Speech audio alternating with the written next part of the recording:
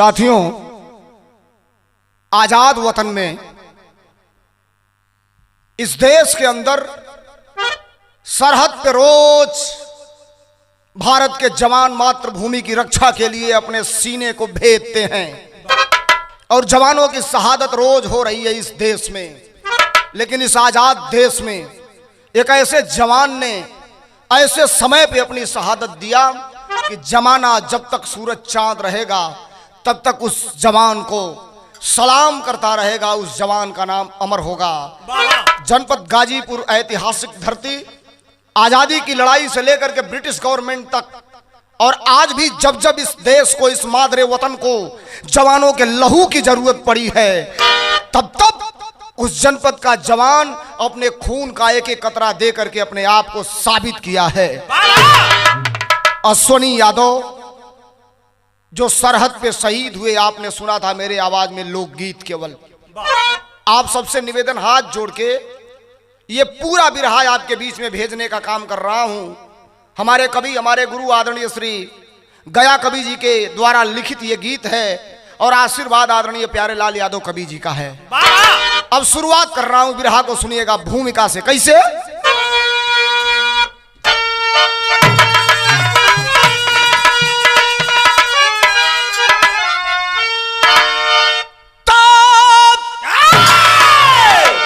जिस आजादी को लाया गया देश में, रक्तपातों का हिस्सा अभी भी है क्यों? तब भावना की कमी अब सियासत की है। गमज़दाओं का हिस्सा अभी भी है क्यों?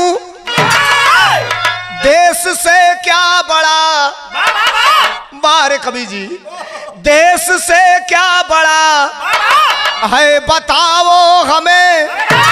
अरे जल रहा दीप हिंसा के भूभाग में, मौत को मौत कहने की जिद ना करो, मौत रोको न झोंको हमें आग में।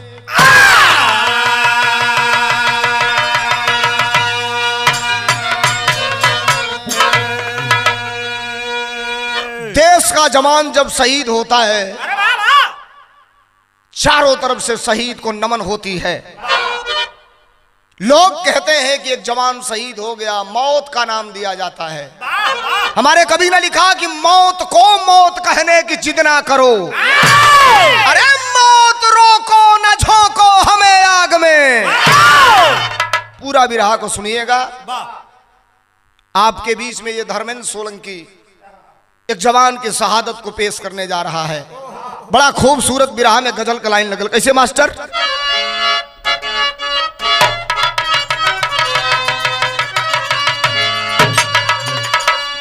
कुमार विश्वास साहब ने इस गजल को गाकर रातों रात इंटरनेशनल स्तर पे खड़ा करने का काम किया था। कोई दीवाना कहता है, कोई पागल समझता है। शुरुआत बिरहा में करे जात बने। कोई दीवाना कहता है, कोई पागल समझता है।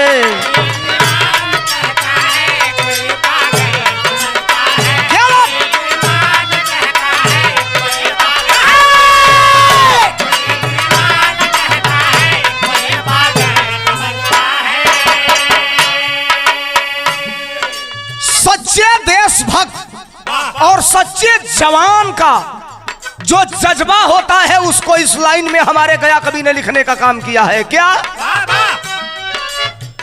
वतन के वास्ते फौजी,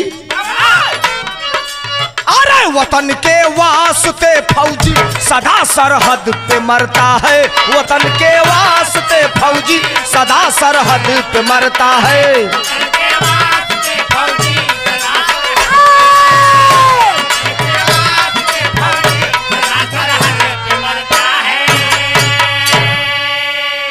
वतन के वास्ते फौजी सदा सरहद पे मरता गए।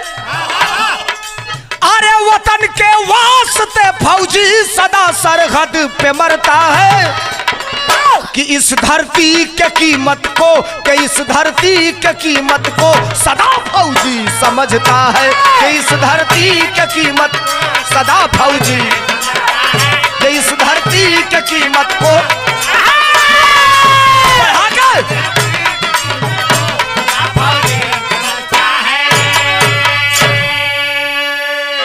कहानी का शुरुआत, कहानी के प्रथम पृष्ठभूमि की शुरुआत करने जा रहा हूं।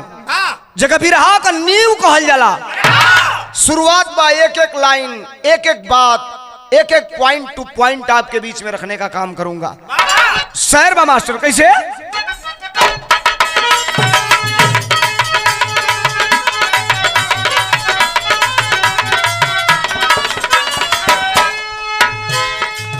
फौज की जिंदगी, फौज की जिंदगी तो फौजी ही बताता है, गोली सरहद पर वो खाता है, वो खिलाता है।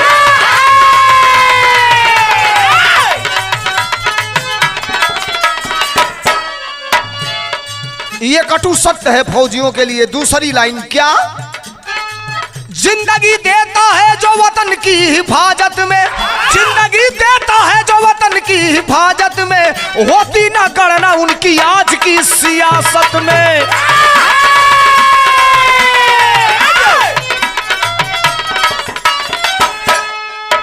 लेकिन एक ऐसे धरती का जवान ब्रिटिश गवर्नमेंट से लेकर के आज आजाद वतन तक जब जब इस मातृभूमि को खून की जरूरत पड़ी, उस जनपद के जवानों ने अपने खून का एक एक कतरा देने का काम किया। धरती कौन है? इतिहास गाजीपुर का सदियों से पुराना है, इतिहास गाजीपुर का सदियों से पुराना है, शहीदी धरती जिसको जानता जमाना है।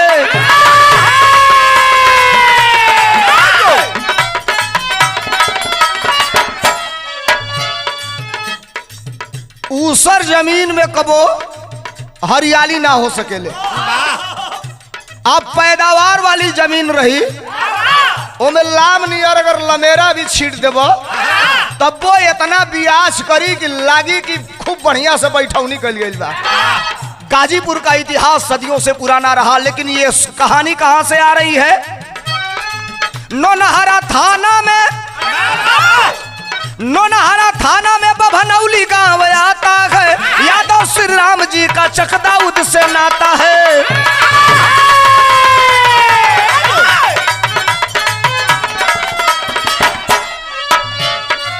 तीन बेटे हैं जिनके लाल मुनि नारी से, तीन बेटे हैं जिनके लाल मुनि नारी से, अचानक मौत जिनकी हो गई बीमारी से।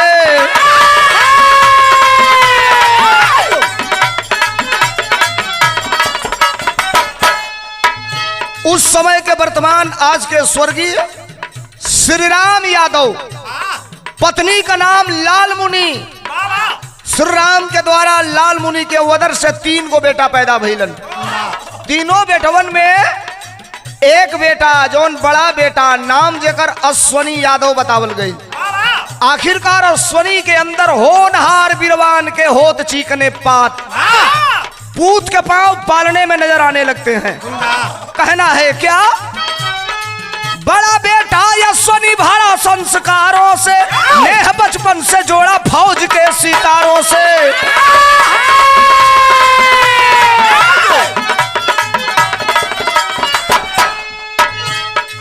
बाबू स्वर्गवासी हो गई।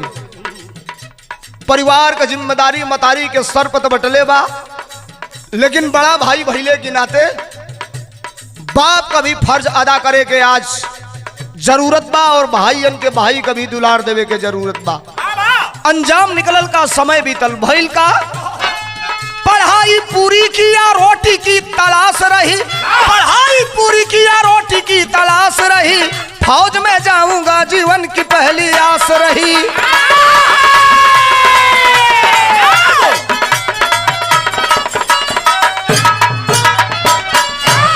तीन भाइयों में बड़ा अश्वनी यादव, मन में विश्वास है आज संकट तो इस बात का है कि परिवार का सबसे बड़ा बेटा होने के नाते परिवार के दाल रोटी की भी चिंता सोनी यादव को है, लेकिन मन में एक कसक है, विश्वास है, जागृति है।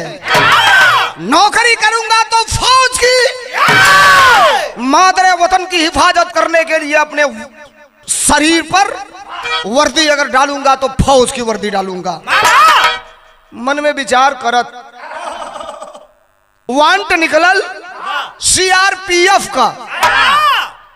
भैया फार्म भरलन, फार्म भरने के बाद आप फार्म भरते हैं, पहली लेटर जो आती है आपके पास, फार्म भरने के बाद उसको कॉल लेटर कहा जाता है। कॉल लेटर आइल भर्तिया का रहल फाफा मऊ में। समय कौन रहल? सन 2007 का। 2006 में मैट्रिक परीक्षा पास कर लियलन, 2007 में भर्ती देखे चलत हमन। मतारी से गलन माई हम फौज में भर्ती होके जाते हैं, हमारे घर का तुम्हारे घर का, हमारी पुरानी सभ्यता संस्कृति आज भी कायम है गांव में। माई बहन लोग जब केहू घर से बाहर जाओ तो पहले लोग दही गुड़ खिया के जतरा बनावे। ये अलग बात बा, पंडित जी से लोग जतरा दिखावे। ये अलग बात बा कि इतनी गरीब पंडित कल्पना जी का देले रही, जा तारा परदेश बलमुआ छोड़ के अपन देश बलमुआ का देखो पंडित जी से खोलवा के पोथी पतरा, एगो चुमा लेला राजा जी बन जाई जतारा। ये तो गनीमत रहे जो ना आजकल का नौकी आवत अली सा कभी जी उगावत अली सा कि जा तारा परदेश बलमुआ हमके घरे छोड़ के तनी जाए से पहले खा ला वो ठलाली से रोटी बोर के। पंडियो जी का काम खत्म, माइयो बाबू का काम खत्म, लेकिन पारंपरिक तरज लगल। माता बहन लोग शादी ब्याह के अवसर पर गावे लालो कैसे?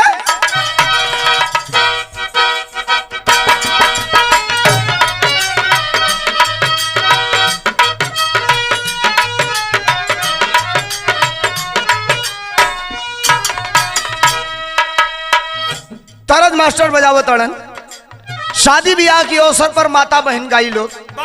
वाह अरे कवि जी ये बिरहा में गजब का धुन डल हो। छोटी मुकी घर की दुआरी,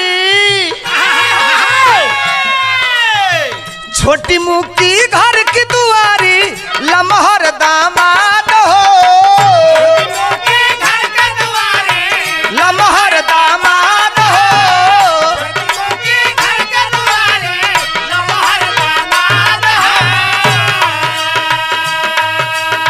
छोटी मुकी घर का दुआरी लमहर दामाद हो, तनिए कहनी हुराय दुल्हा, तनिए कहनी हुराय दुल्हा पर छबली लार हो, तनिए कहनी हुराय दुल्हा पर छबली लार हो।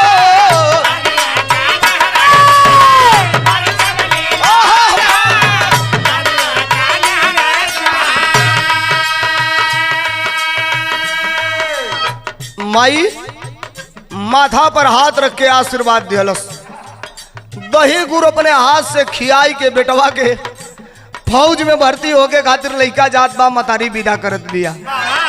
भाव कवि जी कितना बढ़िया लिखलन। अश्वनी यादव चलत अवन फौज में भर्ती होके फाफा मऊ, ओ समय का भाव बा का? फौजी वाला फार्म भरले, अरे फौजी वाला फार्म भरले सपना सजाई हो। क्या बात क्या बात,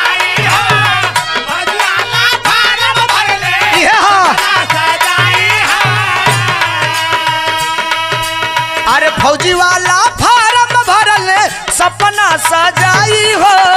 दही गुड़ खिया के भेजली, दही गुड़ खिया के भेजली भरती में माई हो, दही गुड़ खिया के भेजली भरती में माई हो। दही गुड़ बहादुर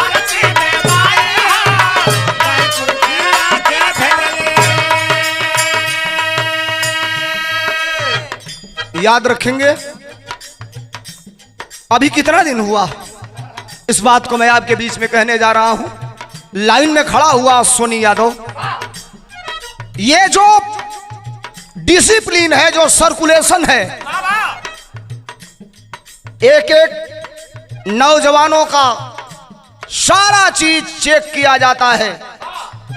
सबसे पहले अश्वनी यादव जब जा करके भर्ती लेने वाले उस अधिकारी के सामने खड़ा होता है, सावधान की मुद्रा में इंच टेप निकालता है वो भर्ती करने वाला अधिकारी, और जो ही सीने पर इंच टेप लगाता है, आंखें उसकी फटी की फटी रह गई। काहे बाबू? कसती हजारों रहली, अरे कसती हजारों रहली किस्मत के घाट पे, किस्मत के घाट पे।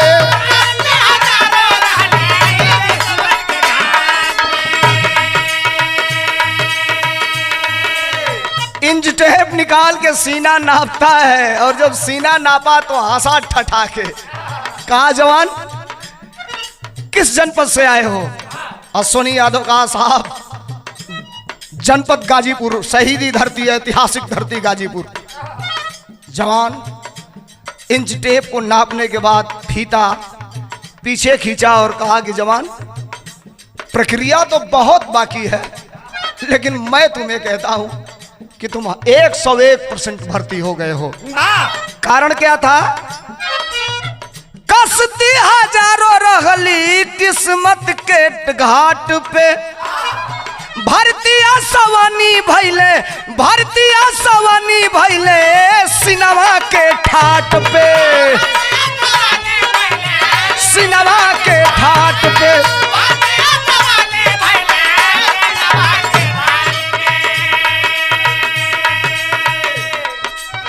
नापी जोखी सारी प्रक्रिया पूरी करने के बाद जवान घर आता है, और कुछ दिन के बाद चिट्ठी आई, सूचना मिली, रिजल्ट निकला। तो रिजल्ट में ये तय हो गया कि सीआरपीएफ के बटालियन के लिए अश्वनी यादव जवान के रूप में चयनित कर लिया गया है। घरे जब दोनों भैयन के खबर मिलल, अरे बाप हो बाप, कूदत हवन दोनों भाई, चेहरा खुशी से एकदम खिलत बा। घरवा बाटे ले भाई, घरवा बाटे ले भाई, खुशी में मिठाई हो, खुशी में मिठाई हो।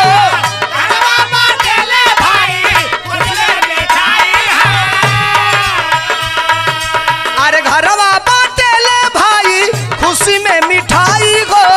दही गुड़ खिया के भेजली, दही गुड़ खिया के भेजली भर्ती में माई हो, दही गुड़ खिया के भेजली भर्ती में माई हो। दही गुड़, अरे दही गुड़।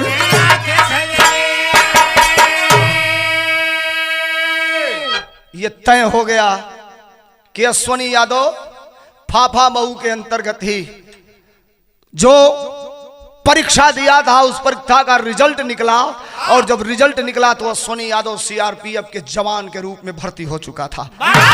इलाका खुशबा, पूरा गांव खुशबा। दोनों भैयन के आज लगल हमार भैया भर्ती हो गई। भैयन की आंख से झरझर झरझर खुशी का आंसू चलत बा। किसान का बेटा है भैया, जो उन्हें पैसा रुपया पास में रहल, पॉकेट में रहल, दोनों भैया गईलन, जाई के मिठाई ले आके पूरा गांव में बटलन। लेकिन धीरे धीरे यो समय व्यतीत हो गई। आज जब समय व्यतीत भइल, आखिरकार एक और चिट्ठी आई। कौने तरह का चिट्ठी? वो चिट्ठी में लिखल बा कि सीआरपीएफ के जवान के रूप में चयनित होने के बाद आपको ट्रेनिंग में जाना है। मतारी बड़ा खुश बिया, हमार बेटा फौज का जवान हो गई।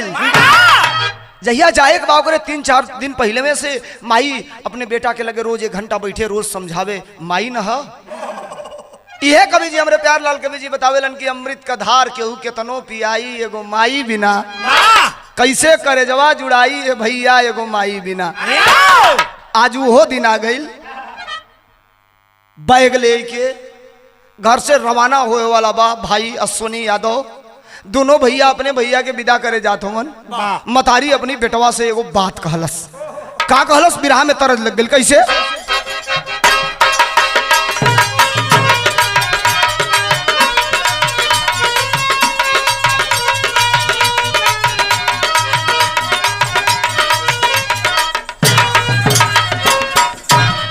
तरज बा बड़ा पुरान तरज बा, लेकिन सही तो ये बा कि आज के डेट में जो तरज आवत बा, आज के तरज में आज के 50 साल पहले जो तरज आवे वो तरज में बहुत अंतर बा।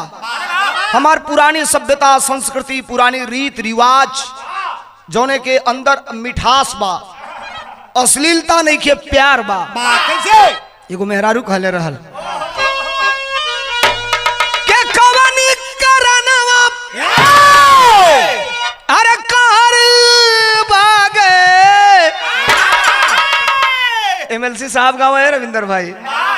अपिया पपिया कबोलिया जहर लागे।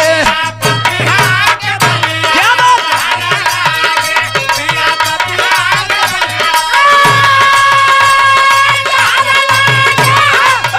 अरे जिया जिया, अरे जिया।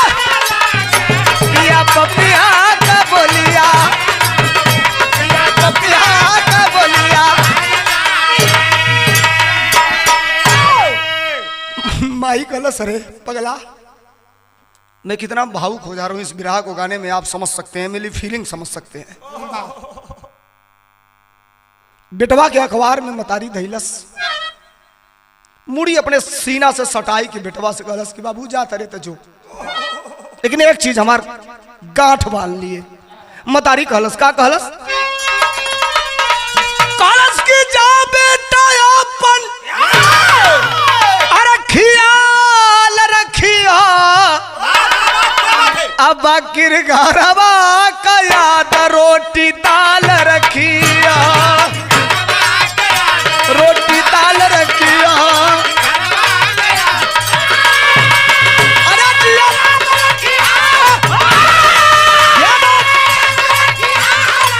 अरे जिया बहादुर।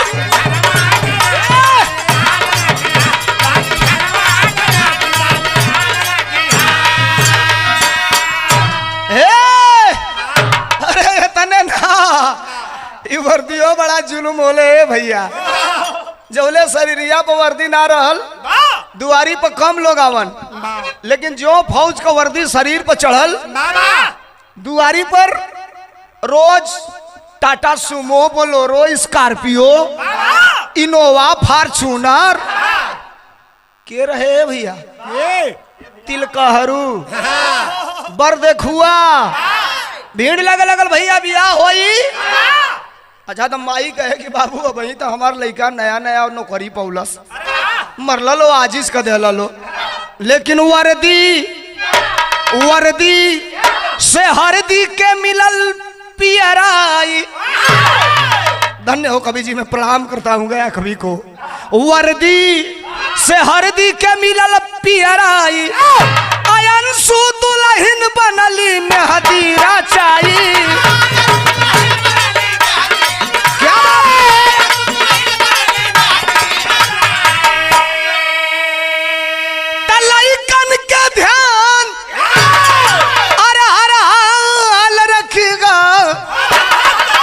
बाकिर घरवा कयात रोटी दाल रखिया।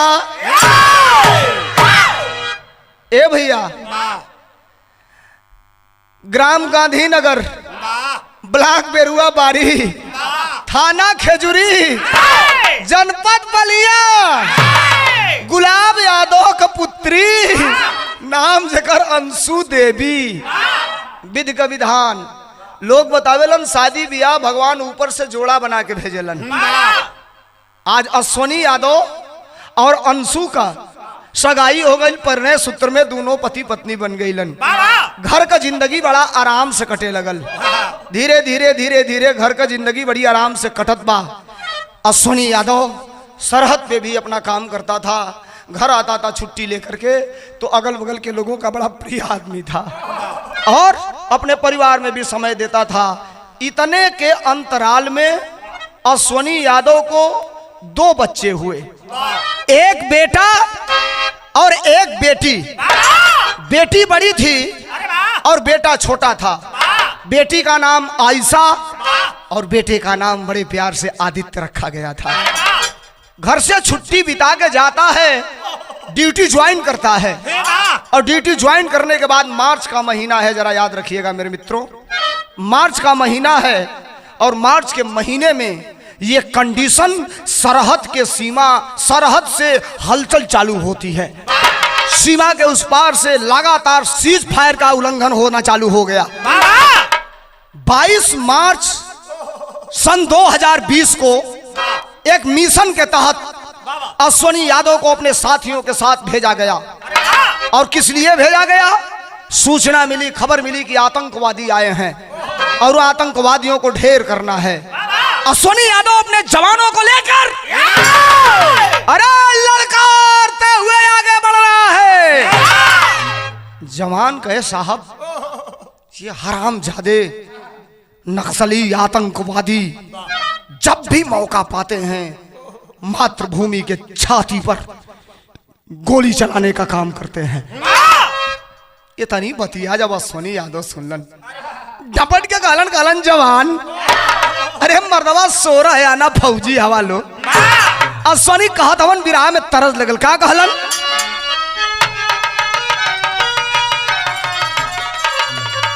ये तरस खातिर हम स्पेशल कही के गीत डलवैले रही गया कवि जी से। देखा है आज के गीत में और वो समय के गीत में कितना अंतर बा। साचे कहूं तोरे आवन से गमरे, साचे कहूं तोरे आवन से गमरे, अंगना में आइल बहार भौजी, ए भौजी अंगना में आइल बहार भौजी, क्या भौजी अंगना में आइल बहार भौजी, साचे कहूं तोरे आवन से गमरे, साचे कहूं तोरे आवन से गमरे, अंगना में आइल बहार भौजी, ए भौजी अंगना में आइल बहार भौजी। फौज का जवान अश्वनी के नेतृत्व में चलत हुवन। आज जब चलन नो समय के बाद झपट के अपने जवानों का हौसला बढ़ा रहा है अश्वनी यादव और डांट के जवानों से कह रहा है क्या? जबले जियत बाटे फौजी पगरुआ, अरे जबले जियत बाटे फौजी पगरुआ, यार देशवा पयाई नाच भैया, देशवा पयाई नाच भैया, देशवा पयाई नाच, जबले जियत बाटे फौजी पहरुआ, अरे देशवा पयाई नाच भैया, देशवा पयाई नाच भैया। जवानों, यह देश कभी कभी शहादत मांगती है और जब शहादत मांगती है तो शहादत कितना सुंदर होता है शायद तुम्हें नहीं पता। और हम तो फौजी हैं, जानते हो हमारा मतलब क्या है? हमने तो सीखा है लोहा चबाना,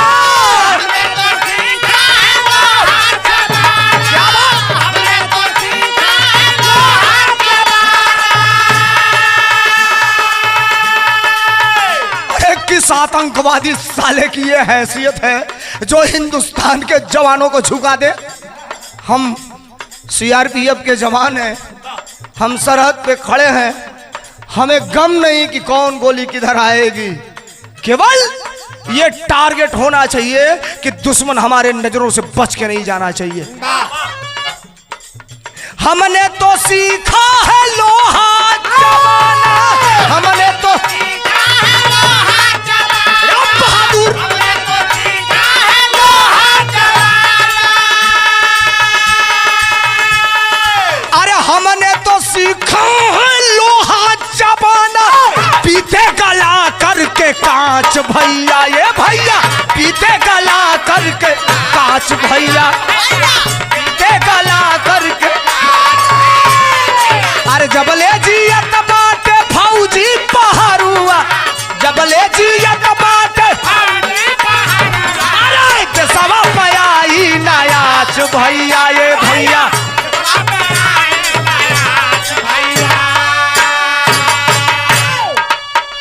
खबर मिली, एग्जिट खबर मिलती है, एक्यूरेट खबर मिलती है कि 5 आतंकवादी कहां पर छिपे हुए हैं।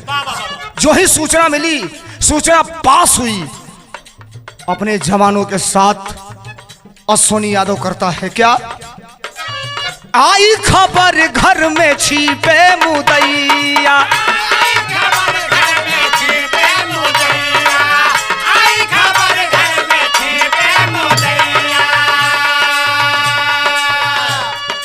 अब मैं आपको बता दूं,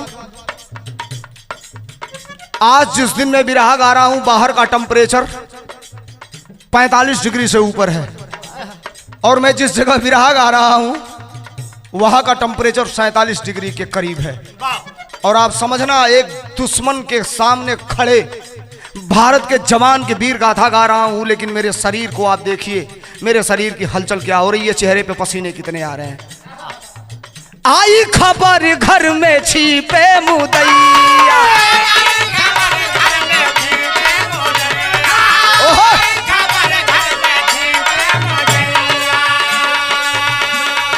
अरे राइफल का मुंह सीधा कैले सिपहिया, क्या बात,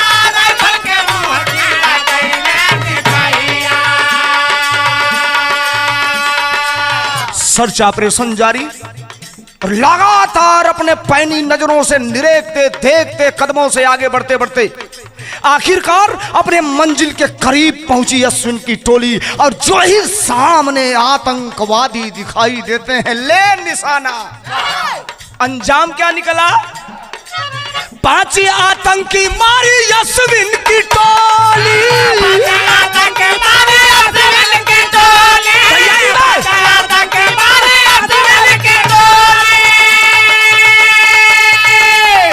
अरे 5 आतंकी मारी अश्विन की टोली, कागज मऊतिया के जांच भैया, भैया कागज मऊतिया के जांच भैया, भैया अरे कागज मऊतिया के जांच भैया, अरे जबले जियत बाटे फौजी पहरुआ,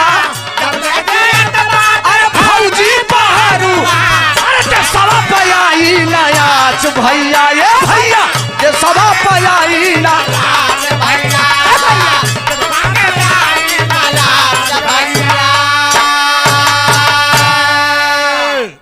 5 आतंकवादियों को सीने को छलनी करते हुए, मिशन को सफल बनाते हुए, यहले वतन का, मादरे वतन का तिरंगा झंडा लहरा करके अश्विन की टोली इनकलाब जिंदाबाद, हिंदुस्तान जिंदाबाद का नारा लगा करके आगे की तरफ बढ़ते हैं।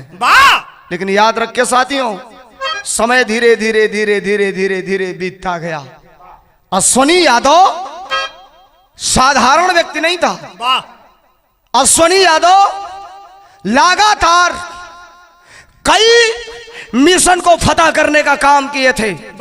मैं आपसे इस बात को बड़े मजबूती से कहना चाहता हूं कि जो मिट्टी है वो जनपद की, जो गाजीपुर की धरती है, शहादत के नाम पे ही आगे रहती है। और जब जब इतिहास उठा करके देखो, देश में जितनी भी लड़ाइयां हुई, देश में जब जब दुश्मनों से मुकाबला हुआ, पूरे हिंदुस्तान को यह रिकॉर्डेड चीज दे रहा हूं कि गाजीपुर के धरती के जवानों ने सबसे आगे बढ़कर के अपने कदम को बढ़ाकर इस देश के लिए मौत को गले लगाना पसंद करने का काम किया है। सीआरपीएफ छत्तीसगढ़ के नक्सल क्षेत्र दंतेवाड़ा सुकमा में भी अश्वनी यादव अपने जवानों के साथ लड़े थे और मिशन को फतह किए थे। अब थोड़ा सा कवि की कलम सीधे लेकर के आती है आज के परिवेश में। भारत के ऊपर ही नहीं बल्कि पूरे दुनिया पर, पूरे विश्व पर एक इतनी बड़ी महामारी जो लोगों का जीना दुश्वार कर दिया है। लोग त्राही त्राही कर रहे हैं, कई मौतें हो रही हैं रोज, कई लोग संक्रमित हो रहे हैं जिसे कोरोना महामारी का नाम दिया गया है। इस भयंकर महामारी को भारत इस महामारी से लड़ रहा है, डट के मुकाबला कर रहा है और भारत मुकाबला करने में सक्षम भी है। लेकिन उसी पीरियड में आज का समय आपके बीच में प्रस्तुत कर रहा हूं और उस जवान के दूसरे तीसरे वीरता की बात करने जा रहा हूं। बिरहा में तरज लाग गई। कैसे मास्टर? आए आए ये हमारे जिगर के टुकड़ा जैसा तरह है के मानीला गीत बाकी एक तो चढ़ल जवनिया,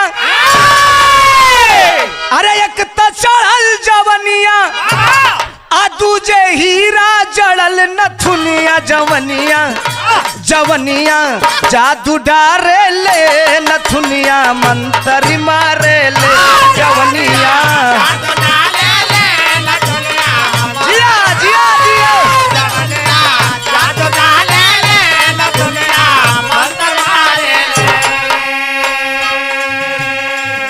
लेकिन ये साहब सीधे आज के परिवेश पर आइए। देश महामारी की जंग से लड़ रहा है, पूरा दुनिया परेशान है, लेकिन फिर भी सरहद पे हलचल है और लगातार सीज फायर का उल्लंघन किया जा रहा है। तारीख कौन था, समय कौन था, अंजाम क्या हुआ उस दिन? अरे 4 मई के बतिया,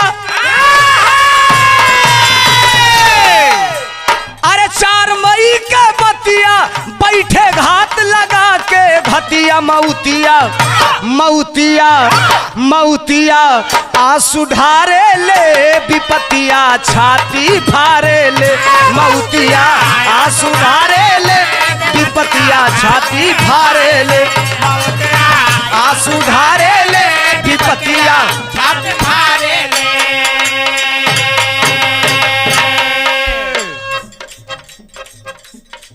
ये विदित है और ये लिखा गया है। लोग बताते हैं कि कोट करा चतुराई विधि का लिखल मीट ना जाई।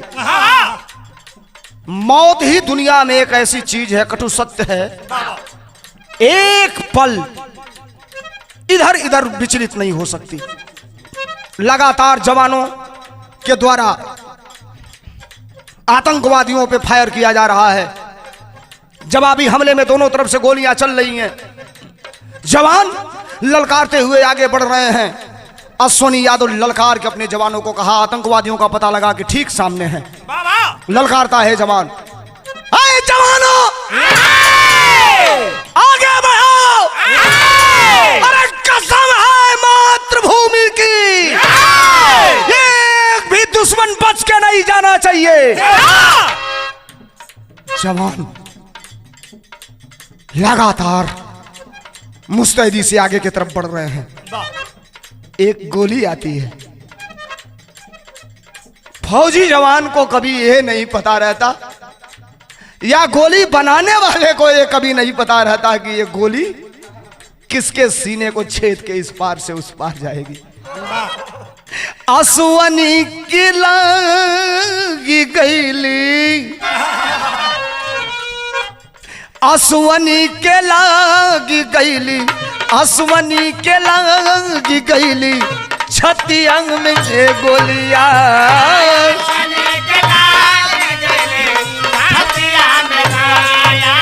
अरे अश्वनी के लागी गईली,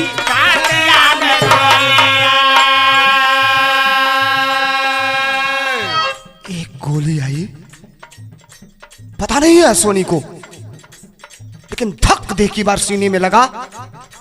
नजर सीने की तरफ किया, पीठ के इस पार से वापस वो गोली बाहर निकल गई। हाथ लगाया जहां गोली लगी है वहां। जवान पीछे मुड़े, साहब साहब गोली लग गई आपको।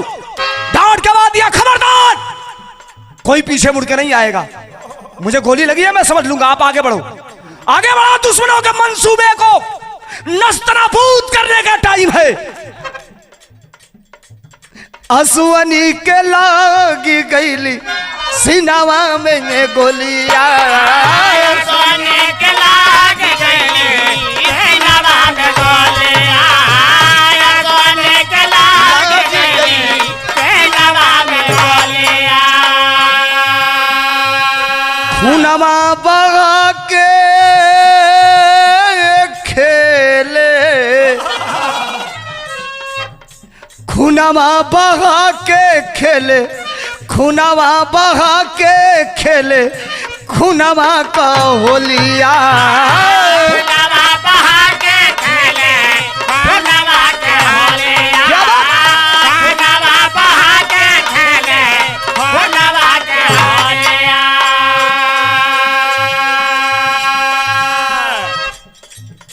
गोली लगी है, नीचे गिर गया, मुंह ऊपर की तरफ, आसमान की तरफ याद आ रही है। माई कहले रहे कि जा बेटा अपन ख्याल रखिया, बाकी घरवा का याद रोटी दाल रखिया।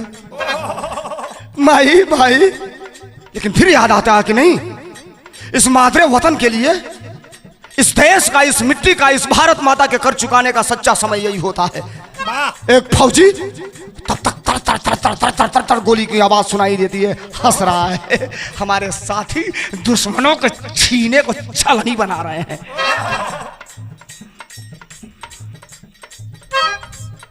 छोड़ी दी हले देश कई के,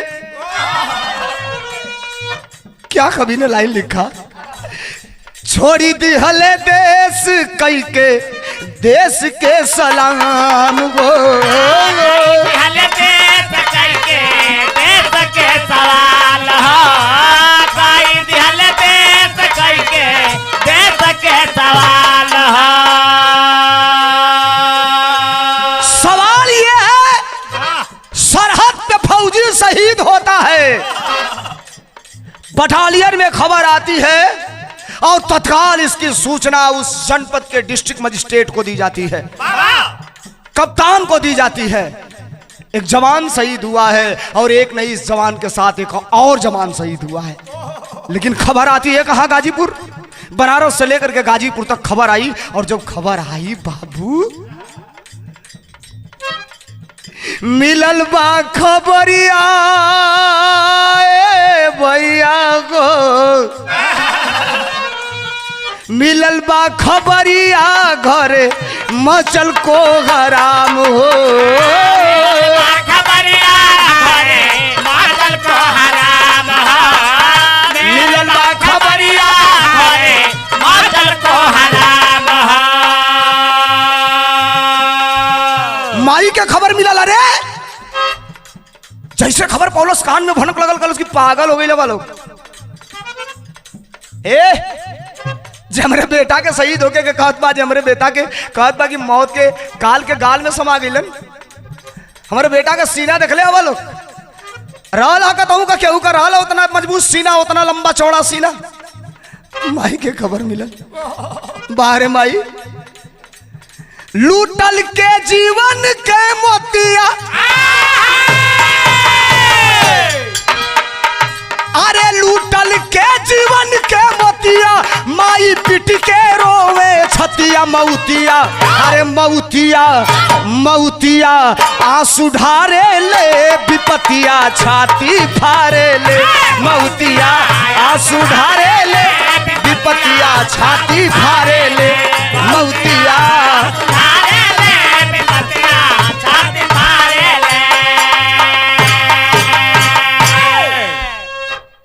खबर आ गई पूरे जनपद में। जनपद में खबर तो आई टेलीविजन के माध्यम से, न्यूज चैनल के माध्यम से, अखबार के माध्यम से। सोशल मीडिया का जमाना है आजकल। 1 मिनट लगता है मैसेज को पास होने में, करोड़ों लोगों के बीच में जाने में। पूरे देश में यह खबर चली गई, गाजीपुर जनपद का एक जवान अश्वनी यादव वीर गति को प्राप्त हो गया आतंकवादी हमले में दुश्मनों से लड़ते लड़ते। वाह याद रखेंगे साथियों, खबर जब आइल बा करेजा घरे फटत बा सब कर, विराह में टेरी लग गई। कैसे मास्टर?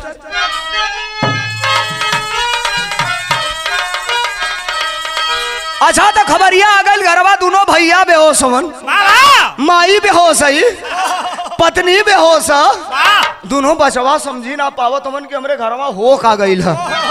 ये कैसन लोग रोवन पीटन चालू कैले हवन।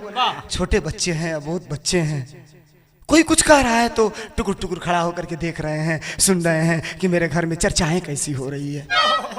अगले दिन लाश आना है, रात भर कोई परिवार का आदमी सोया नहीं है, दरवाजे पर हजारों लोगों की भीड़ लगी है। ये फौजी के शहादत की कीमत होती है। जहां सरकार इस बात को मना ही किया है आज के इस महामारी में कि एक जगह आदमी इतने से ज्यादा इकट्ठा नहीं होना चाहिए, उस जगह एक फौजी की शहादत सुनकर के हजारों लोग दरवाजे पर डटे हुए हैं अपने रियल हीरो का अंतिम दर्शन करने के लिए। अगले दिन लाश आती है, दरवाजे पर रखी गई, उतार करके ताबूत दरवाजे पर खोली गई और ताबूत से वो फौजी का पार्थिव शरीर निकाल के रखा गया। क्यों कहल अश्वनी यादव मर गईलन, शहीद हो गईलन। धथाई के पीछे हटल माई, पकड़लस कलाई कहे वाला का। दिमाग खराब है तुहार? कौन कह रहा है कि मेरा अश्वनी मर गया? बिरहा के टेरी में मतारी कहलस, का कहलस? अरे मौत ना इनकलाब की हुई, अरे मौत ना इनकलाब की हुई, अरे मेरा एक फूल मरा गए लाखों खिले गुलाब, मेरा एक फूल मरा है लाखों खिले गुलाब, मौत ना इनकलाब की हुई। डांट के वो मतारी कहला, साहब अधिकारी जौन लसिया के लेके आई ललन, माई के इतनी बतिया सुन के झरझर झरझर झरझर झरझर वो अधिकारी वो फौजियन के आंख से पानी चले लगल, आंसू गिरत बा। मतारी केहू के कहल सुनल देख के कि ये मेन सबसे बड़हन अधिकारी होवन, कलाई पकड़लस, कलस ये साहब हमार लाल तो दुनिया छोड़ गेलन, लेकिन तनी हमारे लाल के बारे में एक लाइन बतावा कि जिस देश की रक्षा करने में, अरे जिस देश की रक्षा करने में बेटे ने जान गंवा बैठा, अरे छाती पैरी की छेदा भी और अपने गोली खा बैठा। अधिकारी कहलस, हाँ मतारी तार बाबू शेर रहल, तार बाबू शेर का मौत मरल हमन।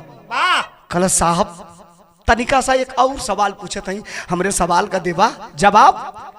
साहब कहे पूछिए। कहलस हे साहब इतना बतलाओ, अरे हे साहब इतना बतलाओ क्या वीर गति से भागा था, अरे स्वयं सुरक्षा की रक्षा में कितनी गोली दागा था। अरे ऐसा सवाल, एक मिनट लगा, बैलेंस बनाया वो फौजी अधिकारी और बैलेंस बना करके कहा, मां सैल्यूट करता हूं तुझे, तुझे सैल्यूट करता हूं मां, लेकिन याद रख तेरे बेटे की वीरता के बारे में मैं बताऊं तो लो एक लाइन बता रहा हूं कि हे वीर सिपाही की माता, अरे हे वीर सिपाही की माता, फौजी मेरा फौलादी था, दुश्मन की छाती फेंक गया, हरदम लड़ने को यादी था। मतारी इतनी बात सुनने के बाद खड़ा भाई गलत, जा बेटा जा बेटा, एक छाती का दूध का कीमत चुका दिया, जाओ सलाम करत ही माई सैल्यूट कैलस अपने बेटवा के। अच्छा वक्त ज्यादा हो गया, दरवाजे पे डेड बॉडी ज्यादा देर से पड़ी है, तमाम राजनीतिक लोगों के साथ साथ सामान्य आम आदमी भी दरवाजे पर खड़ा होकर के अंतिम दर्शन कर रहा है। साहब अधिकारी और जिले के तमाम प्रशासनिक लोगों के द्वारा अब तैयारी हो रही है कि लाश का, डेड बॉडी का अंतिम दाह संस्कार किया जाए। तब तक चलल घरवा में से दुल्हिया 4 मेहरारू पकड़ ले ही बदहवासल, कपड़ा लत्ता का कोनो ठिकाना ना, झोटा खुलल, छाती पीटत आई के अश्वनी यादव के सिनेमा पर धर दे मुड़िया पटक दिया, पटक के गलत सैया। ये साहब साहब ए साहब उठिए तो साहब, ए साहब पता नहीं है उसे, शहीद हो गया है पति। बिरहा में तरद लगन रोवत बे कैसे,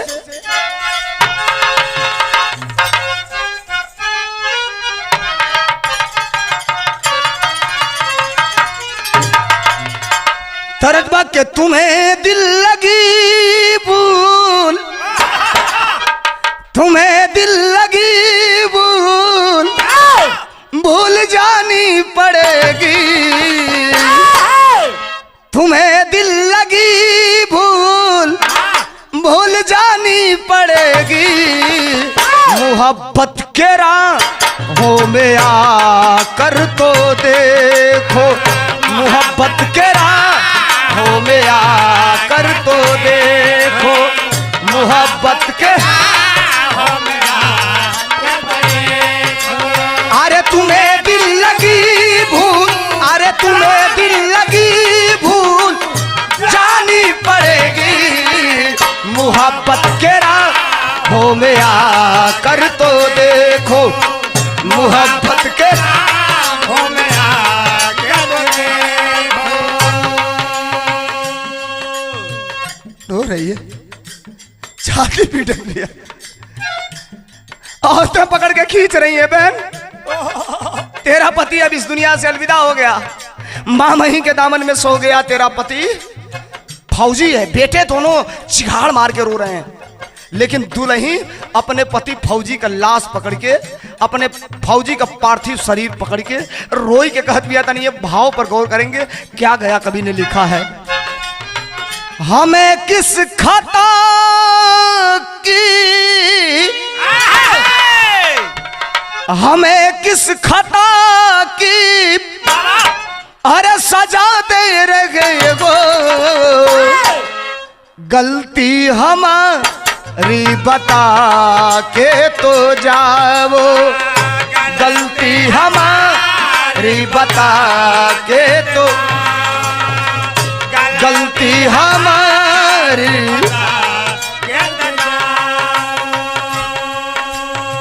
हमें किस खता की सजा दे रहे हो,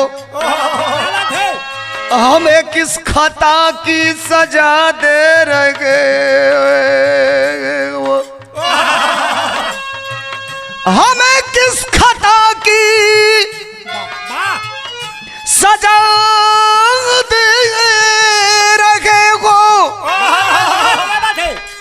अरे गलती हमारी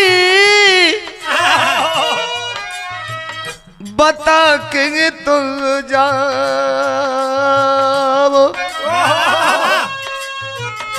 हमको या भागन, हमको या भागन अरे बनाने से पहले सौतन का चेहरा दिखा कर तो जाओ, सौतन का चेहरा दिखा कर तो। अरे हमको या भागन, अरे हमको या भागन अरे बनाने से पहले सौतन का चेहरा दिखा कर तो, अरे सौतन का चेहरा दिखा कर। क्या हक तुम्हें था कि विधवा बनाए, ये किसने अधिकार दिया तुमको। साहब, ये साहब सही है, दहाड़ मारती है, सीने पर सर को पटकती है और पकड़ के वर्दी, पकड़ के जो वो कपड़ा पहना हुआ है पकड़ के झंझोड़ती है। कहती है, क्या हक तुम्हें था कि विधवा बनाए, क्या हक तुम्हें था कि विधवा बनाए, क्या बात है? बच्चों के मुंह का निवाला न लाए, लाए लाए लाए न लाए। उठो, सुनो मेरी बात, उठना पड़ेगा तुम्हें, तुम्हें उठ के बाजार, अरे तुम्हें उठ के बाजार, अरे जाना पड़ेगा, बिटिया को साइकिल दिलाना पड़ेगा, बिटिया को साइकिल दिलाना पड़ेगा।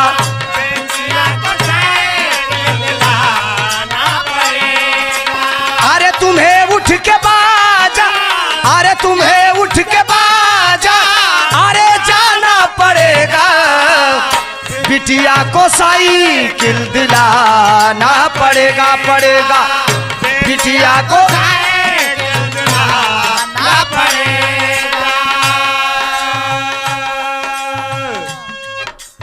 पीछे से औरतें कलाई पकड़ती हैं, पकड़ के उठाती हैं, डांट की आवाज देती है, खबरदार, ये होते कौन है हमें विधवा बनाने वाले,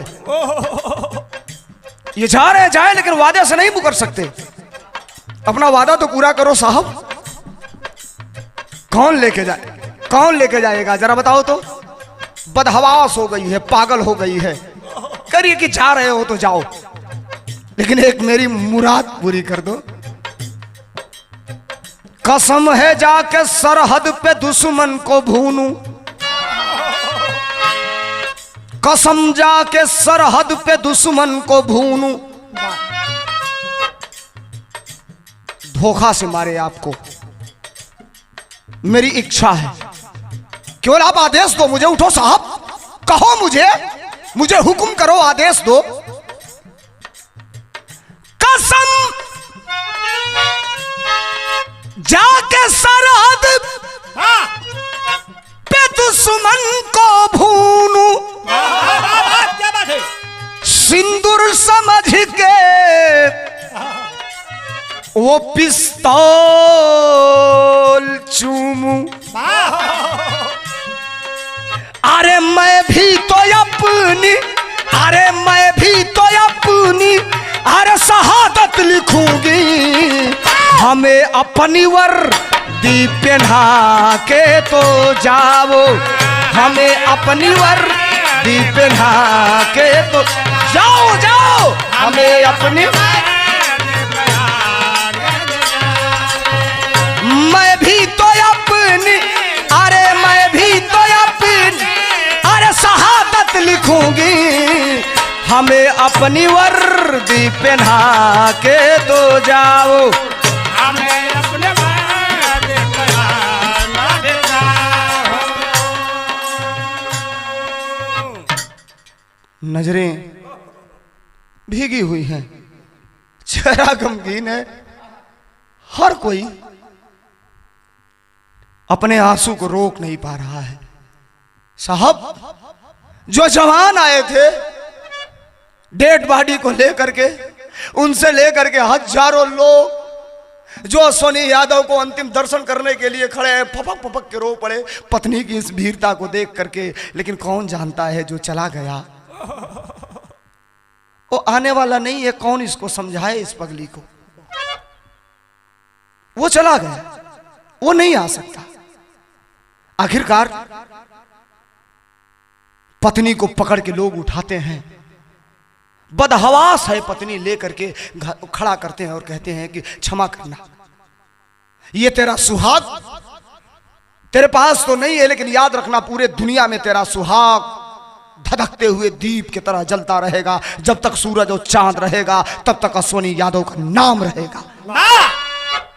ए भैया, दुल्हिया के जो ही उठा के लोग किनारे गईल, तोले बड़की बेटी दौड़ के जाके वही लसिया में गिर के पकड़ लिया अपने पापा के। कलश को पापा वादा कैले रहा हमसे बिटिया रोही के कहत बिया का कहलस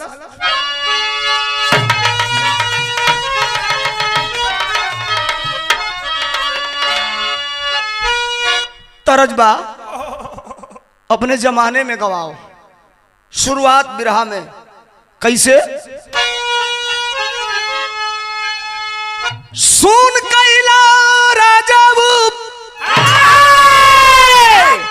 हो सुन कैला राजाऊ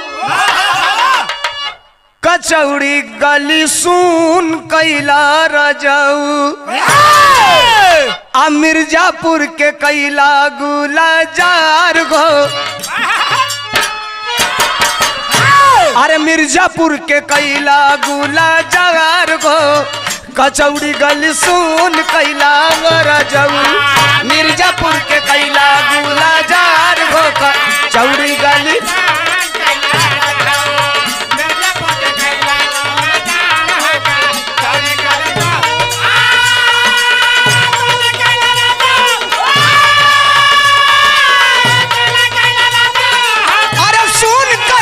कचौड़ी गली अरे मिर्जापुर के कैला गुलाजार हो कचौड़ी गली बिटिया अपने बाबूजी के लसिया पर गिर के मुड़िया पटक के रोहत बा रोई के कहत बेका मास्टर सवाल करे बिटिया अरे सवाल करे बिटिया कि पापा से सवाल करे बिटिया आज कर उमरिया 6 साल गो अरे जे कर उमरिया 6 साल गो कि पापा से सवाल करे बिटिया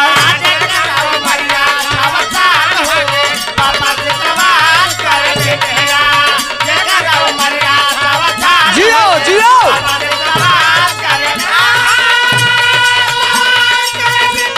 जियो अरे सवाल करे बिटिया कि पापा से सवाल करे बिटिया जेकर उमरिया 6 साल होगी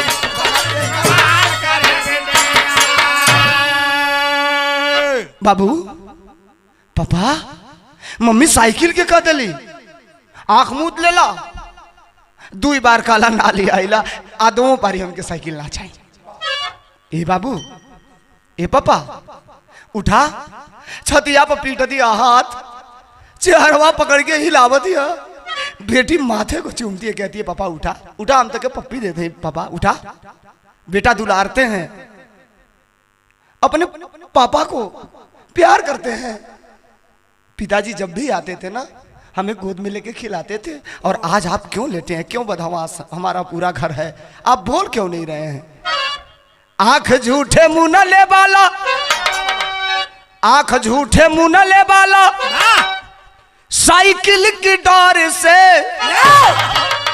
ना चाहिए साइकिल उठा आंख झूठे मुंह न ले वाला साइकिल की डोर से दादी भाले डांटी ना अरे निकाली तू के घर से कि पापा से सवाल करे बिटिया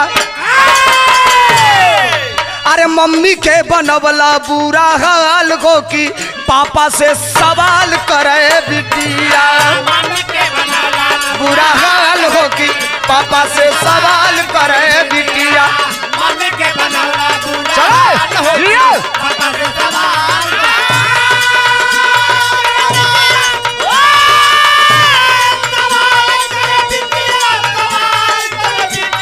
कि पापा से सवाल करे बिटिया अरे मम्मी के बनवला बुरा हाल हो कि पापा से सवाल करे बिटिया बच्ची 6 साल की कलेजा फटा जा रहा है खड़ा होकर के जितने लोग उस बच्ची के बात को सुन रहे हैं अंततोगत्वा रिजल्ट यही निकला और यही निकलना भी चाहिए। किसी भी तरह परिवार के लोगों को सांत्वना दे करके जो अधिकारी जो साहब आए थे वो जिले का प्रशासन, इलाके के गणमान्य व्यक्ति, गांव नगर इलाके के लोग तैयार होकर के श्मशान घाट पर लेकर के चलते हैं उस शहीद अश्वनी यादव के डेड बॉडी को, पार्थिव शरीर को। साथियों, एक फौजी की यही कमाई होती है, एक फौजी की यही कमाई होती है। इस देश में जो वर्तमान परिस्थिति जिस समय में विरह गा रहा हूं, आप भी जान रहे हैं। फिर एक बार मैं इस विरह में आपको बताया हूं कि एक जगह कई लोगों को इकट्ठा होना मना है, लेकिन हजारों की संख्या में लोग अपने उस हीरो को अंतिम सलामी देने के लिए पैदल चल रहे हैं उस शव यात्रा के साथ। आगे आगे कुछ गांव के नौजवान लड़के एक डीसीएम गाड़ी पे साउंड बॉक्स लगाए हैं, देशभक्ति गाना है, मेरे वतन के लोगों तुम खूब जरा आंख में भर लो पानी, जो शहीद हुए हैं उनकी जरा याद करो कुर्बानी। अतीत के तरफ का गाना तो बज रहा है, लेकिन वर्तमान भी उससे कम नहीं है। आज कवि की कलम सवाल करती है बिरहा के पहपट में, क्या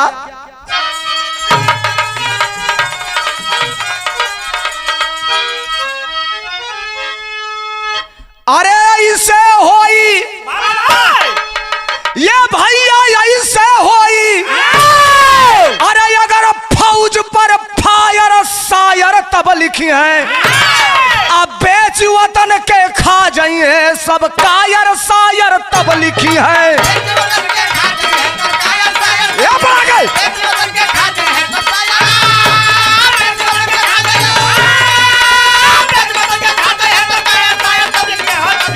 बेच वतन के खा जाइए सब कायर।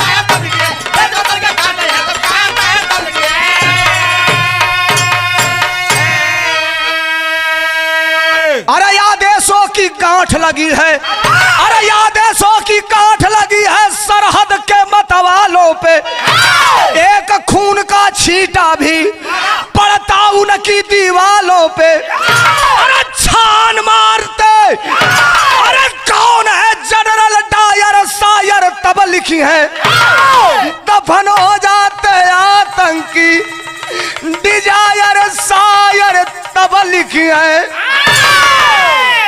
ए साहब, आज कवि की कलम सवाल करती है, एक हिंदुस्तान के तरफ से अगर दुश्मन मारा जाता है तो दुश्मन किस हद तक जाता है आप देखते होंगे। दुश्मन के नापाक इरादे को आप दुनिया के लोग लगातार देख रहे हैं, टेलीविजन से, पेपर पत्रिका से आपको जानकारी भी है, और हम जवाब में कितना दुश्मन पे भारी पड़ते हैं ये आप भी देख रहे हैं। सवाल ये नहीं है, जवान शहीद हुए, लाश उनकी पार्थिव शरीर उनके घर आई,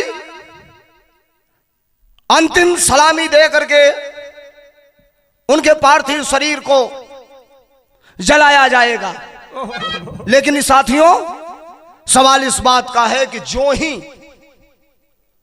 ही शहीदों की शहादत की खबर पूरे देश में फैलती है, तब तक देश के जिम्मेदार लोगों के तरफ से, देश के जिम्मेदार लोगों के तरफ से, देश के हुक्मरानों के तरफ से कुछ बातें ट्वीट की जाती हैं, कुछ बातें कही जाती हैं।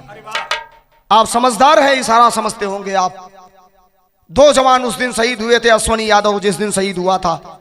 एक जवान के लिए भाषा को पढ़िए, आप शब्दों को पढ़िए, और अश्वनी यादव के लिए जो शब्द था उसको आप पढ़िए।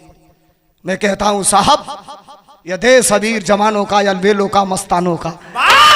भारत के सरहद पे खड़ा हुआ जवान अपने आप को किसी जात, किसी मजहब, किसी धर्म और किसी संप्रदाय का नहीं मानता।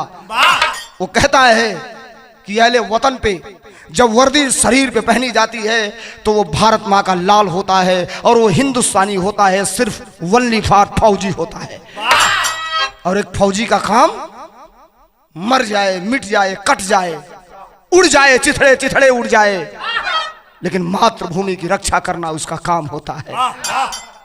याद रखना, आज याद आता है वह दिन जब जवानों की लाश उनके घर नहीं आती थी, उनकी वर्दी और टोपी आती थी। पहली बार किसान का बेटा इस देश का डिफेंस रक्षा मंत्री बने माननीय मुलायम सिंह यादव जी, और अपने पहली कलम से घोषणा किया कि आज के बाद जवानों की लाश उनके परिवार को सुपुर्द की जाएगी, 10 लाख रुपया और एक नौकरी दी जाएगी। लेकिन तनी हाई सुना, ले के लोग चलल श्मशान घाट, आज जब चलल हो समय के बाद भाई आल्हा लगल कैसे, करजा उतारी चली, अरे करजा उतारी चली गईले फौजिया भैया,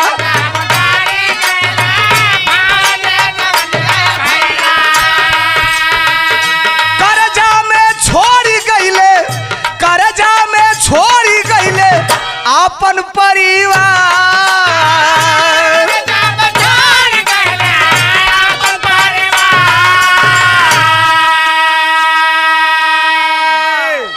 चिता पे लाश डेड बॉडी रखी गई है, चिता सजाई जा रही है। दोनों भैया जो ही भैया के चितवा पर रखल गई बेहोश होके गिर गईलन, बेहोश होके दोनों भाई गिरलन। लोग उठावल होश मिलावल, अरे पागल तेरा भाई फौजी है, तेरा भाई का नाम दुनिया में कीर्ति बनी है, और तेरा भाई इस देश के अंदर एक इतिहास कायम किया है, तेरा भाई मरा नहीं है, तेरा भाई अमर हुआ है। भैया खड़ा होके कहना से साहब एक के चीज का मलाल बा हमके के ये कहूँ दिन सुइया, अरे ये कहूँ दिन सुइया दवैया करवले रहते,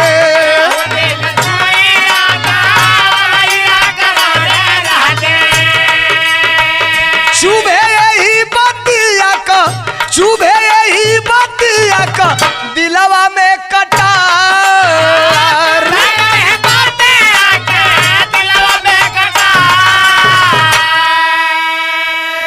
तौले सजल बाजा ना जाओई, अरे सजल बाजा ना जाओई नदिया के किनारावा भैया,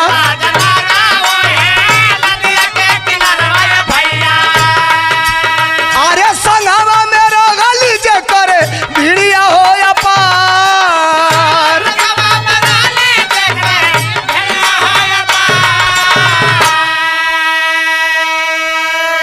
चिता सज के तैयार हुई। जवान को ये दुनिया का सबसे अच्छी बात जवानों के प्रति जो कवि ने लिखा, डंके की चोट पे कहता हूं कि फौज में जाना, फौज में जाने की इच्छा बड़े जिगर वाला जो होता है, बड़ा कलेजा वाला होता है, उसके कलेजे में होता है। और यह भी मैं आपके बीच में कहना चाहता हूं, फौज में जाने की इच्छा इस देश के विधायक, इस देश के मंत्री, इस देश के सांसद और इस देश के मिनिस्टरों के घर का कोई बेटा नहीं जाता। फौज में भर्ती होने अगर जाता है तो खेत में हल चलाने वाले किसान का बेटा जाता है। तवले अंतिम सलामी दियाल, अरे अंतिम सलामी दियाल फौज का जवानवा भैया,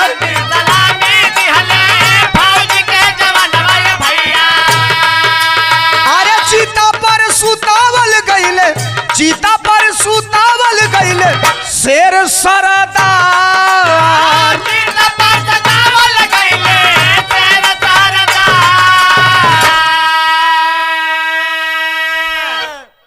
पूरी कंप्लीट है चिता, मुखाग्नि देना है। छोटा बच्चा है, चूंकि बीच वाला भाई भी चाहता था, लेकिन यह संस्कार है हमारा कि बीच वाला भाई नहीं देता। छोटा भाई जो है, अरे भैया हो भैया, हाथ में लेकर के अग्नि और अपने भैया के चिता को मुखाग्नि देने के लिए आगे बढ़ता है। बेटा भी साथ में है। आप जरा कल्पना करिए कि कितना कष्टदायक, कितना पीड़ादायक वो सीन होगा जब एक भाई अपने भाई को सदा सदा के लिए, जो भाई मिट चुका है, उसके पार्थिव शरीर को जलाने के लिए, उसके चिता में आग लगाने के लिए जा रहा है। अरे तवले मुहावा में या गिया, अरे मुहावा में अगिया लगवले बिरनावा बाबू।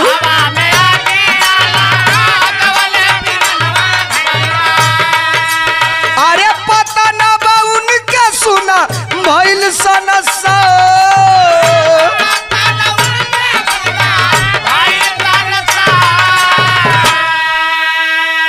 लेकिन साहब हर दुनहु न लाला नावा के, अरे दुनहु न लाला नावा के, अरे पूछा जन हालतिया बाबू।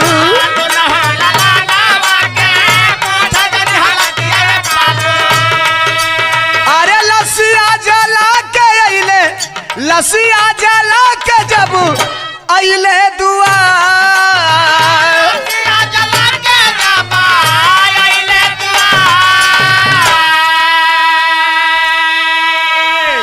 श्मशान घाट से चिता धू धू करके जलने के बाद परिवार के लोग चिता को जलाकर आते हैं दरवाजे पर।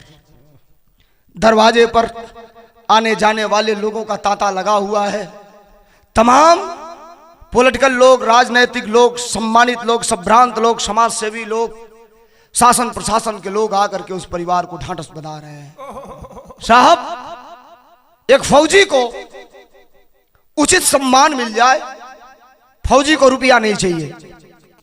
यह अलग बात है, सरकारें उनके सम्मान में देती हैं, लेकिन पैसा भी अगर आप देंगे और सम्मानित तरीके से नहीं देंगे तो शायद उस पैसे की तुलना किसी फौजी से नहीं की जा सकती।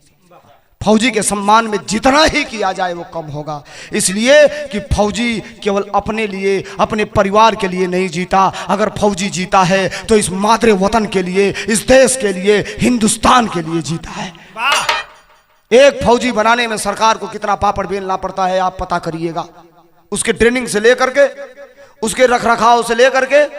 लेकिन वो फौजी भी अपनी जिंदगी उसी दिन, जिस दिन वर्दी पहनता है, हिंदुस्तान के नाम रजिस्ट्री बैनामा कर देता है। जीना है तो फौज में, मरना है तो फौज में। वाह, सौभाग्यशाली होता है जो रिटायर होकर के घर आता है, लेकिन जज्बा वही रहता है। घरे लोग आइल बा, बदहवास है दुल्हन, कभी घर से बाहर निकलती है, अंदर जाती है, कभी फोटो देखती है, कभी अपने बच्चों को देखती है।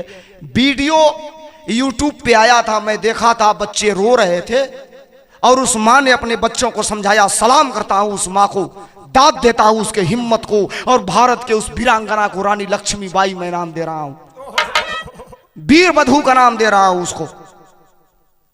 अपने बच्चों को समझाया, बच्चे रो रहे थे। कहा बेटा,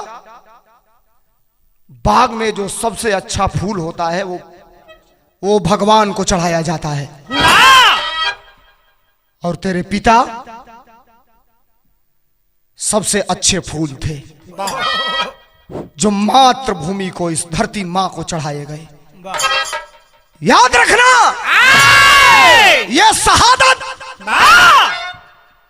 व्यर्थ नहीं जाएगी। और मेरे दिल की हार्दिक इच्छा है, मीडिया वालों से कह रही थी कि मेरे दिल की हार्दिक इच्छा है कि मेरा एक ही बेटा है और मेरा बेटा भी फौजी बनेगा। मैं अपने बेटे को फौजी बनाना चाहती हूँ। टुकुर टुकुर वो दोनों टुहरा भइल, बेटा बेटी अपनी माई के देखत हो। कभी का कलम बैक हो गई और वो मतारी के इर्द गिर्द घूम के, वो परिवार के इर्द गिर्द घूम के कभी का कलम कितना बढ़िया बात लिख दिया, करेजा फाड़ दे वाला। कैसे मास्टर?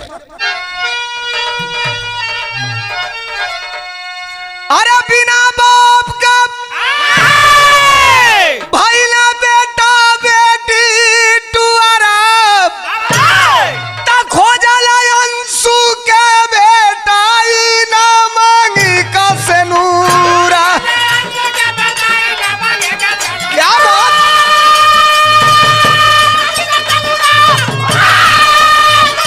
जिया यही बात है।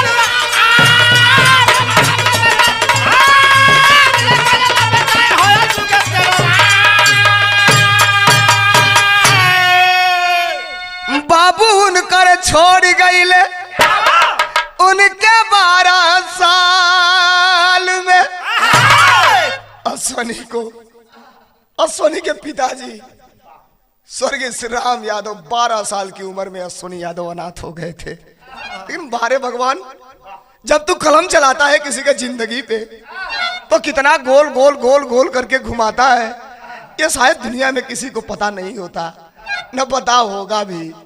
बाबू उनकर छोड़ गई ले उनके 12 साल में, आया ईसाया दित्य छूटे वो से बुरा हाल में।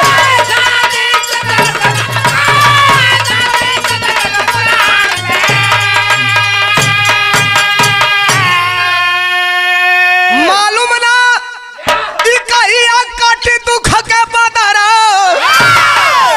साहब, एक जवान जब शहीद होता है तो उस परिवार के ऊपर, उस परिवार की कंडीशन क्या होती है।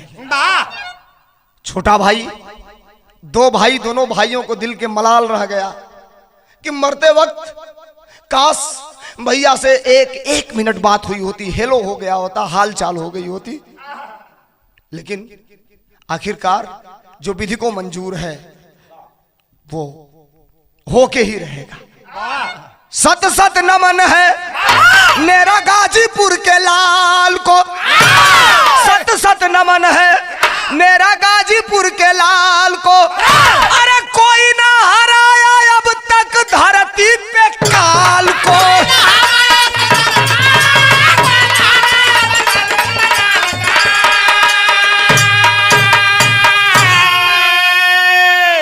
यही सत्य है। दुनिया का कोई बड़ा से बड़ा ताकतवर आदमी हो, मौत को नहीं टाली जा सकती उसके द्वारा। जो तय है इतने बज के इतने मिनट पर, इतने सेकंड पर होना है तो होके रहेगा। हम सत सत नमन करते हैं, सच्ची श्रद्धांजलि अर्पित करते हैं उस जवान को, और उस माटी को भी अपने माथे से लगाते हैं, उस गाजीपुर की ऐतिहासिक धरती जिसने पूरे दुनिया में, पूरे विश्व में अपना कीर्तिमान स्थापित किया है। मैं आपको पहले ही बताया, ब्रिटिश गवर्नमेंट से लेकर के आजादी की लड़ाई से लेकर के आज इस आजाद वतन में भी जब जब सरहद के उस पार से दुश्मनों का आक्रमण होता है, सीज फायर का उल्लंघन होता है, और जब जब लड़ाइयां होती हैं, दुश्मनों से मुठभेड़ होता है, मुकाबला होता है, तो जरूर इस जनपद का एक जवान दुश्मनों के छक्के छुड़ाने के लिए राइफल बंदूक लेके कहता है कि हरामजादों, हम तुम्हारे ईंट का जवाब पत्थर से देने के लिए तैयार हैं। सच्ची श्रद्धांजलि अर्पित करते हुए आपसे निवेदन करना चाहता हूं, बड़ा अथक प्रयास करके इस विरह को हमारे कवि आदरणीय गया कवि जी ने लिखा। आशीर्वाद हमारे ऊपर सदैव जिनका बना रहता है, हमारे ऊपर आदरणीय और कवि जी के ऊपर, विरहा जगत के शानदार सम्राट और विरहा जगत के कंप्यूटर कवि जिनका नाम दिया गया है आदरणीय प्यारेलाल कवि जी का आशीर्वाद हम लोगों के ऊपर रहता है। हम उनके चरणों में सत सत नमन करते हैं और फौजी जवान को श्रद्धा सुमन अर्पित करते हैं। गुरु बिहारी गुरु गणेश जी डूब गया एक सितारा, गुरु बिहारी गुरु गणेश जी डूबा एक सितारा, स्वर चंद्र का प्यारे लाल ने दुश्मन को ललकारा। अरे मौत ना इनकलाब की हुई, सोलंकी गया कभी का कोई नहीं जवाब, मौत